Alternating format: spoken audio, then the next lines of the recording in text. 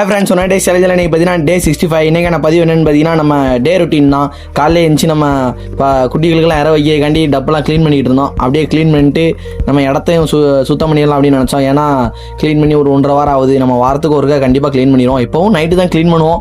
சரி ரைட்டு, இன்னைக்கு காலையிலே நேரத்தோடய க்ளீன் பண்ணிடுவோம் அப்படின்னு சொல்லிட்டு தான் க்ளீன் பண்ணோம். எப்படி இருந்த இடம் பார்த்தீங்களா, எப்படி கிடக்கு பார்த்தீங்களா. வாரத்துக்கு ஒருக்கா இந்த மாதிரி ஆயிடுது. என்னானாலும் சரி, கோழிகளோடைய தொல்லைகள் அதிகமாகவே இருக்குது.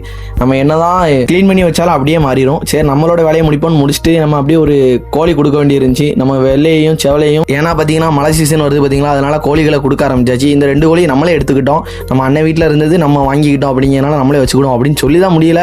மழை சீசன் ஆரம்பிச்சிட்டுன்னு சொல்லி தான் முடியல. இன்னைக்கு நல்லா மின்னல் அடிச்சுக்கிட்டு இருந்தது.